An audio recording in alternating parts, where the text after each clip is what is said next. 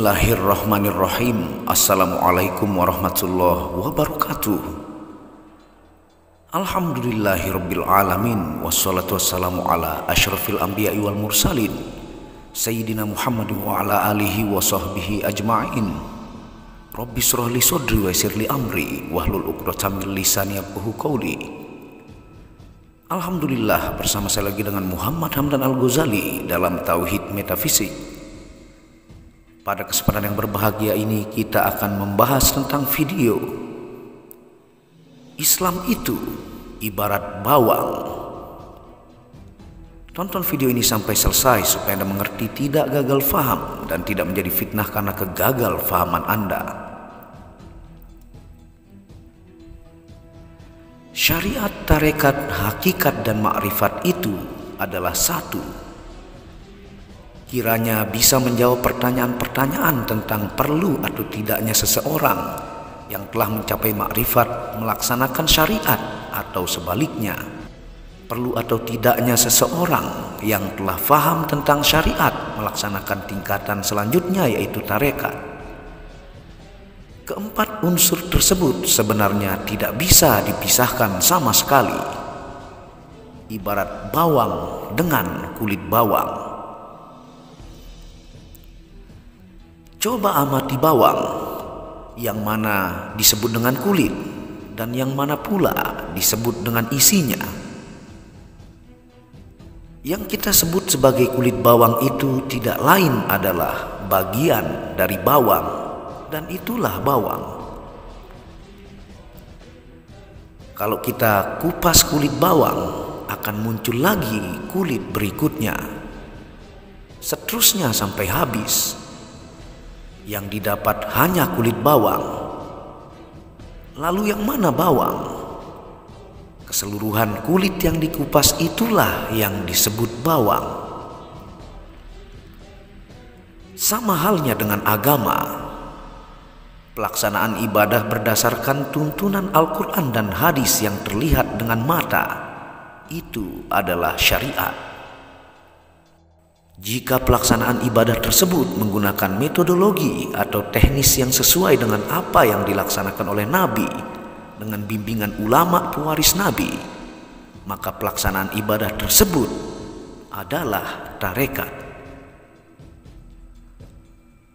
Dengan melaksanakan ibadah sesuai dengan apa yang diajarkan oleh Rasulullah SAW kepada para sahabatnya, maka akan membuahkan hasil, yaitu hakikat dan makrifat yang tidak terlihat dengan mata.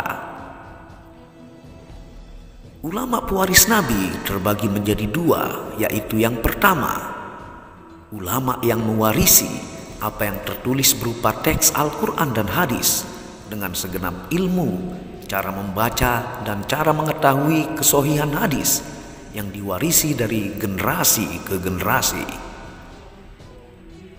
Ulama ini yang paling banyak di dunia mengajarkan manusia tentang agama secara akal pikiran manusia, mengajarkan apa yang telah tertulis. Mereka mengajarkan warisan teks Al-Quran.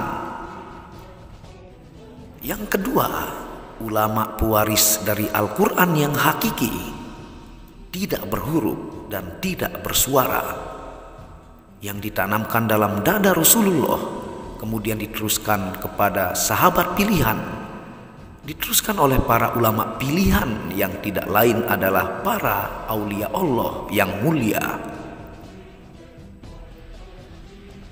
Al-Quran yang berupa getaran maha dahsyat inilah yang mampu mengusir seluruh tentara iblis dalam dada manusia.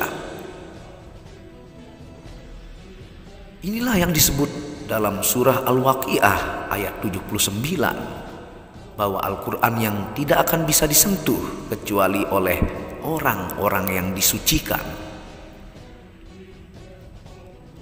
Syariat mengartikan bahwa untuk memegang atau membaca Al-Quran harus dalam kondisi suci atau berwudu.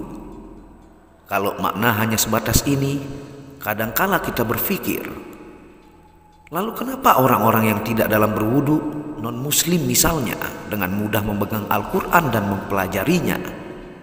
walau kondisi mereka tidak suci, bahwa sebagian dari mereka sangat faham dengan Al-Quran.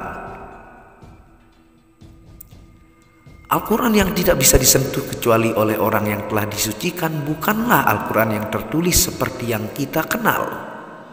Bukan Al-Quran yang kita hafal dan tersimpan di dalam otak kita. Al-Quran yang dimaksud adalah Al-Quran hakiki, berupa firman Allah yang tidak berhuruf dan tidak bersuara, yang langsung tertanam dalam dada Rasulullah SAW.